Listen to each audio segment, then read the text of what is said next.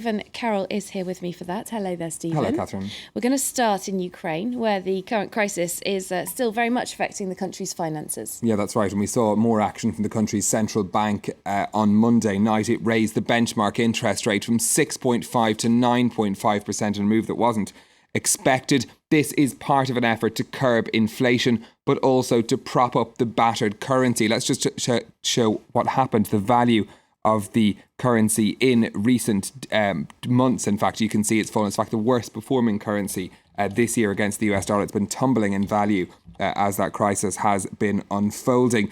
Kiev has just 2 months worth of foreign currency to cover its import bills now. It needs the international aid package agreed with the IMF of $18 billion to keep the country afloat. The country's central bank governor said that that will come. The first payment of that will be coming soon. But this, as Russia has been ratcheting up the pressure on Kiev to pay its over $2 billion worth of outstanding gas bills, and as Ukraine faces into its third recession now since 2008.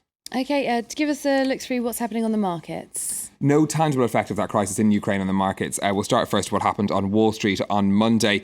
Better than expected retail sales figures helped the US markets into positive territory after the falls that we'd seen last week. The Dow leading the gains there, you can see up by 0.9%.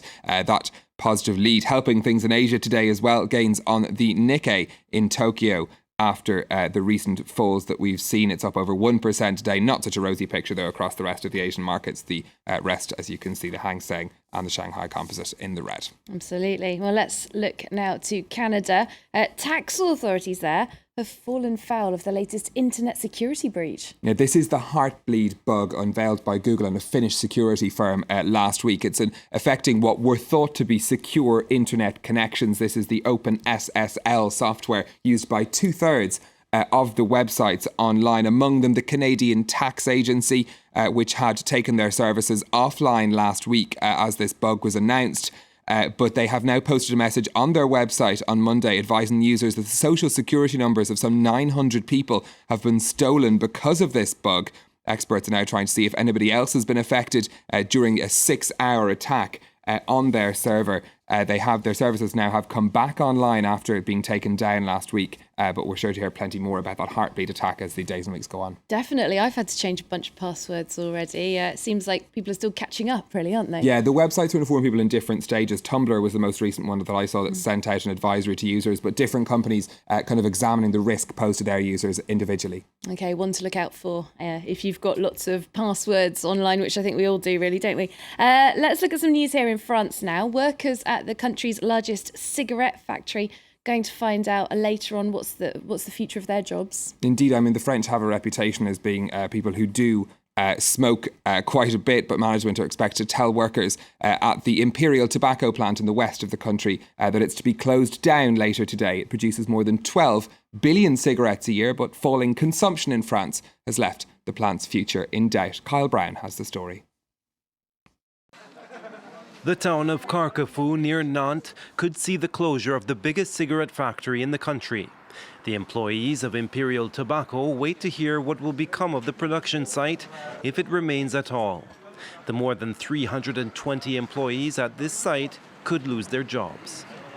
Some of us are keeping our hopes up, saying, OK, let's make an effort, but we don't feel up to it. We're always talking about how much we're worried about tomorrow. How are we going to get out of this? The Carquefou factory opened 40 years ago, eventually employing up to 500 people. It was part of a growing industry. But for the past 15 years, one French factory has closed after another. After the Carquefou site, only the ones in Le Havre and Riom will remain. It's all due to the fall in the number of smokers in France and across much of Western Europe, thanks in part to a sustained anti-smoking campaign and rising cigarette prices. In 2005, more than 54 billion cigarettes were sold in France. In 2012, 51.5 billion were sold. And in 2013, a more sudden fall brought the number to 47.5 billion. Shops like this are seeing a faster drop in sales than ever. People have started smoking electronic cigarettes and contraband coming from abroad in the black market. Another cigarette company, Philip Morris, has closed its biggest production site near Rotterdam in the Netherlands. leaving more than 1,200 people jobless. Okay, sticking with the smoking theme now, Stephen, it might be about to get even easier for residents of Colorado in the United States to purchase their legal marijuana. Yeah, so of course we know that they legalised it recently, but enthusiasts got a preview of a new vending machine for selling the drug in the US state on Monday. The creators taken very great care with the machine to ensure that it complies with all of the regulations to allow purchases. Only medical marijuana purchases will be allowed through this vending machine. For now, users will have to swipe a biometric ID to be allowed access to it, and it will be covered by cameras at all time. But it really does, I suppose, move on this, commercial industry into something new. Colorado collected $3.5 million worth in taxes on marijuana in January of this year alone. So it's quite a business as well. Historic stuff happening over there in Colorado, isn't it? Thanks very much, Stephen Carroll, with all the business news there. Now, here's a story that we promised you at the top of the show. He's one of the best-known figures of 20th century European art, and now the biggest collection ever of paper cutouts by French artist Matisse are going on display in London. Among the 130 pieces on show at the Tate Modern are famous works including The Snail and several of his blue nudes. Now, Henri Matisse only actually turned to creating cutouts in his later years when ill health meant he could no longer stand at a painting easel. Some of his oil paintings will also be on display at the exhibition on London's South Bank. There we go. Let's turn our attention now to web news. We're going to start off today with